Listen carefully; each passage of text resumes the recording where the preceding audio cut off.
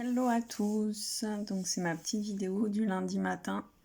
Donc du coup déjà c'est la première vidéo pour 2021. Donc déjà bonne année à tous, j'espère que vous avez tous passé de bonnes fêtes. Donc du coup cette semaine c'est sur la communication. Donc la communication, déjà premier défi que je peux vous lancer, c'est essayer de voir ce qu'il y a de positif et ce qui vous rapproche de toutes les personnes que vous côtoyez ou que vous allez côtoyer.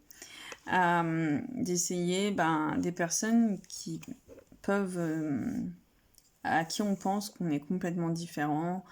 Je sais pas, par exemple, on est électricien ou électricienne et qu'on s'adresse par exemple à un cuisinier, de savoir ce qui peut nous rapprocher ou peu importe, ou on travaille, ou par exemple on est maman et on parle à un chef d'entreprise, et par exemple on peut trouver des choses qui nous rapprochent. Par exemple une maman va aimer par exemple voir ses enfants évoluer. Et par exemple, le chef d'entreprise peut aimer voir ses employés évoluer, par exemple.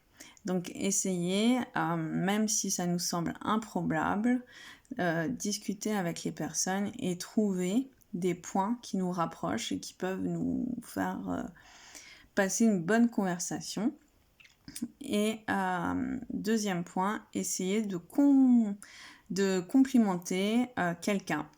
Tous les jours, par exemple, de se dire j'essaie de complimenter quelqu'un que je connais, mais aussi essayer, surtout pour sortir de sa zone de confort, de complimenter quelqu'un qu'on va croiser dans la rue. Ça peut être une caissière, notre boulangère, quelqu'un à la poste, n'importe où on peut sortir. Et ne pas chercher une excuse comme la crise alimentaire, car on croise toujours du monde dans les magasins, en tout cas. Ou à notre travail, pour ceux qui vont au travail, mais au moins dans les magasins, et essayer de complimenter quelqu'un essayer de complimenter quelqu'un parce que ça peut l'égayer et lui donner de la joie, et cette personne-là aura pu avoir passé une très mauvaise journée. Et donc, du coup, nous, ça va nous entraîner à sortir de notre zone de confort et ça peut faire du bien à une personne. Donc, voilà. Le premier défi que je vous lance. Et ensuite, je voulais vous parler des relations qui est liée à la communication.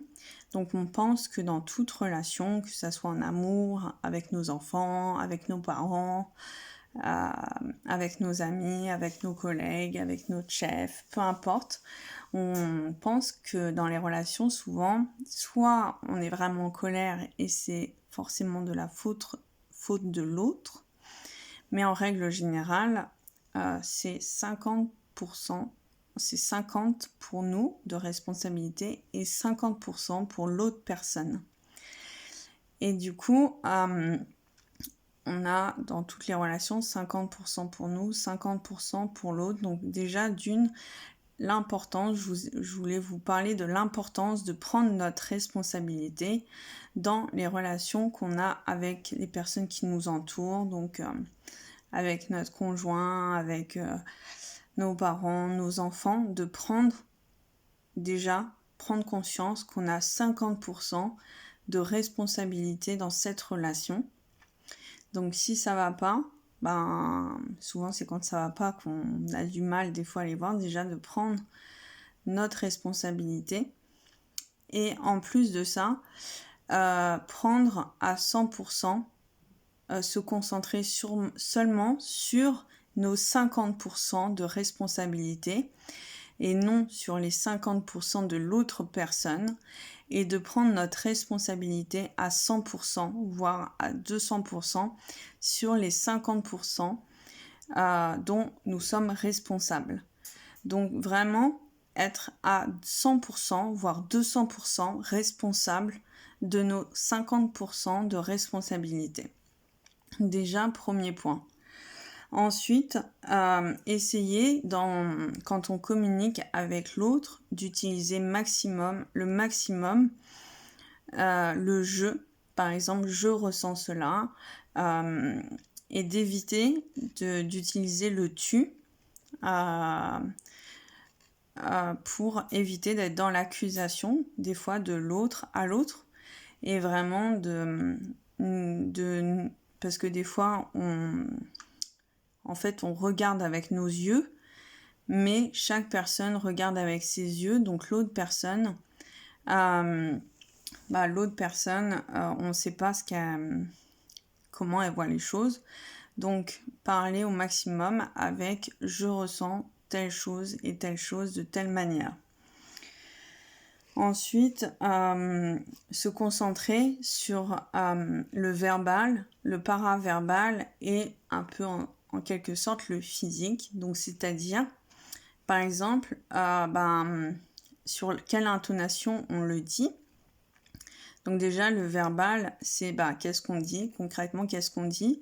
Et il faut voir qu'il y a une différence entre ce qu'il y a dans notre tête, qu'est-ce qu'on veut dire, et le moment déjà où ça sort de notre bouche. Et qu'il y a une différence aussi au moment où ce qu'on dit, ça arrive à l'oreille de l'autre, et aussi le chemin où ça arrive un peu, on va dire, à son cerveau. Il y a une différence.